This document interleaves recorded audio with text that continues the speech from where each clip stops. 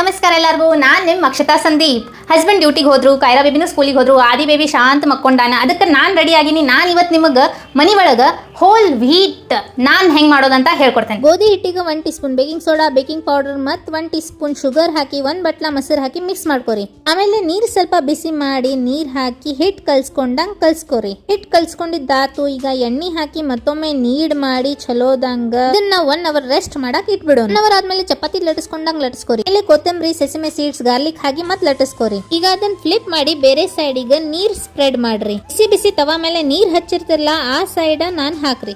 Bubbles ಆಗ್ತಾವಲ್ಲ, ತವಾ ಹೆಂಗು non stick ಆಗಿರ್ತೈತಿ. ತವಾನ up side down ಮಾಡಿ ಹಿಂಗ್ ಬೇಯಿಸ್ಕೋರಿ. You are done. ಇಲ್ಲಿ ನಾನ್ ಜೊತೆ ತಿನ್ನಕ ಎಗ್ ಕರಿ ಮಾಡ್ಕೊಂಡೇನಿ. ನಿಮಗ್ ಯಾವ್ದು ಇಷ್ಟ ಅದ್ ನೀವು ಮಾಡ್ಕೋರಿ. ನನ್ ಕೈರಾ ಬೇಬಿನೂ ತಿನ್ಲು, ಅಕಿಗೂ ಇಷ್ಟ ಆಯ್ತು, ನಮ್ ಹಸ್ಬೆಂಡಿಗೂ ಇಷ್ಟ ಆಯ್ತು. ಈಗ ನಾನ್ ಟೇಸ್ಟ್ ಮಾಡತ್ತೀನಿ and it's taste really nice. ನೀವು ಮನಿ ಒಳಗೆ ಟ್ರೈ ಮಾಡ್ರಿ. Like, share, comment, subscribe.